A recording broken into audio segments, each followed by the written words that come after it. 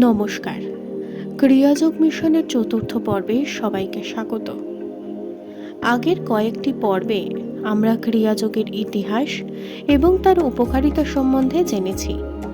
আজকের পর্বে আমরা জানব কেন ক্রিয়াযোগ অন্য কোনো সাধন পদ্ধতির থেকে বর্তমান পৃথিবীতে অনেক বেশি প্রাসঙ্গিক হয়ে উঠেছে এবং কেন ক্রিয়াযোগের প্রচার এখনো অবধি কম। ক্রিয়া শব্দের আক্ষরিক অর্থ হল কর্তা এবং কর্ম সম্বন্ধ, অর্থাৎ কর্ম করা এবং যিনি কর্ম করাচ্ছেন তাকে উপলব্ধি করার মধ্যেই ক্রিয়াযোগের সার্থকতা। যিনি কর্তা, অবিনশ্বর অনন্ত পরমব্রহ্ম, সমস্ত জীবের মধ্যেই যার নিরন্তর বাস, তার সাথে সর্বতোভাবে মিলিত হওয়ার সর্বোৎকৃষ্ট অথচ সর্বাপেক্ষা সরল পথটি হল ক্রিয়াযোগ। শুধুমাত্র ভারতবর্ষই নয়, তার বাইরে আজও পর্যন্ত যতজন ব্রহ্মজ্ঞ ব্যক্তিরা জন্মগ্রহণ করেছেন প্রত্যেকেই মনকে শান্ত করার কথা বলে গেছেন। মন শান্ত হলে তবেই সেখানে পরমাত্মার আবির্ভাব অনুভব করা সম্ভব। মহর্ষি বশিষ্ঠ যেমন শ্রীরামচন্দ্রকে মনকে একত্র করে বাসনা ক্ষয় করতে বলেছেন, অন্যদিকে ভগবান বুদ্ধদেবও তার অনুগামীদের উদ্দেশ্যে বলেছেন বাসনা সর্বদুঃখের মূল।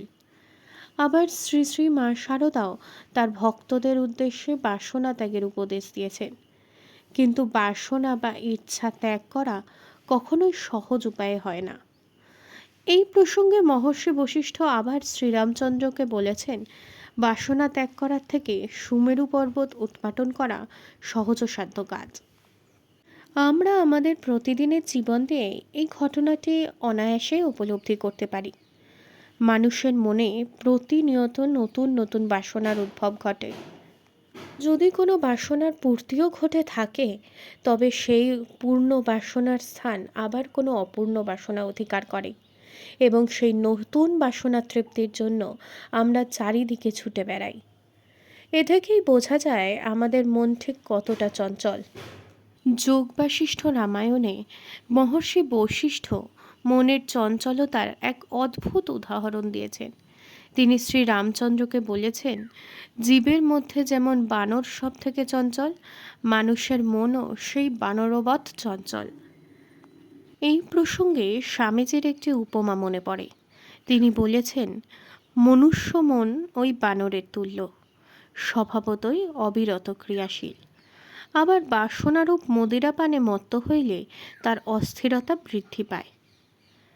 যখন বাসনা আসিয়া মনকে অধিকার করে, তখন অপরের সফলতা দর্শনে ঈর্ষারূপ বৃশ্চিক তাহাকে দংশন করিতে থাকে।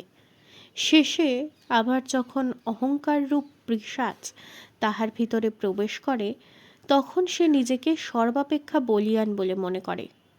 এইরূপ মনকে সংযত করা অত্যন্ত কঠিন। মনের চঞ্চলতা সম্বন্ধে শ্রীকৃষ্ণের সাথে মানবকুলের প্রতিনিধি অর্জুনের যেরকম কথোপকথন রয়েছে, তেমনি মহাভারতে বকরূপ ধর্মের সাথে ধর্মরাজ যুধিষ্ঠিরও কথোপকথন বর্তমান। ধর্মরাজ যুধিষ্ঠির মহাভারতে মনকে বায়ুর সাথে তুলনা করেছেন, অর্থাৎ সর্বাপেক্ষা গতিশীল। আবার বীরশ্রেষ্ঠ অর্জুন যখন মানবকুলের প্রতিনিধি হিসেবে ভগবান শ্রীকৃষ্ণের কাছে ব্যক্ত করেছেন যে এই বায়ুর ন্যায় চঞ্চল মনকে আবদ্ধ করা দুঃসাধ্য, তখন শ্রীকৃষ্ণ তার জবাবে বৈরাগ্য এবং অভ্যাসের দ্বারা মনকে সংযত করার কথা বলেছেন। এখন মনে প্রশ্ন আসতেই পারে, ভগবান শ্রীকৃষ্ণের বাণীতে যে অভ্যাসের কথা বলা আছে তা আসলে কি? কি অভ্যাস করলে এই স্বভাব চঞ্চল মনে বৈরাগ্যের ভাব আসে? বিশেষত বর্তমান যুগে যখন চারিদিক চিত্তবিক্ষেপের উপাদানে পরিপূর্ণ, সেখানে বৈরাগ্যের কথা ভাবাও বাতুলতা বলেই মনে হয়। ঠিক এখানেই যোগীরাজ লাহিড়ী মহাশয়ের প্রবর্তিত ক্রিয়াযোগের প্রয়োজনীয়তা প্রাসঙ্গিক হয়ে পড়ে।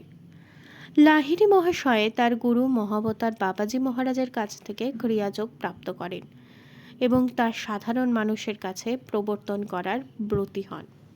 লাহিড়ী মহাশয় প্রবর্তিত যে ক্রিয়াযোগ, তা যদি ক্রিয়া প্রচারে আদেশপ্রাপ্ত কোনো সদ্গুরুর থেকে লাভ করে নিয়মিত অভ্যাস করা যায়, তাহলে সেই ব্যক্তির মনঃসংযম ত্বরান্বিত হয়। যে বৈরাগ্যের কথা ভগবান শ্রীকৃষ্ণ গীতায় উল্লেখ করেছেন, মনে তার জন্ম হয় এবং সদ্গুরুর কৃপায় তার অবশ্যই সমস্ত বাসনা কামনার নিবৃত্তি হয়ে আত্মদর্শন হয়।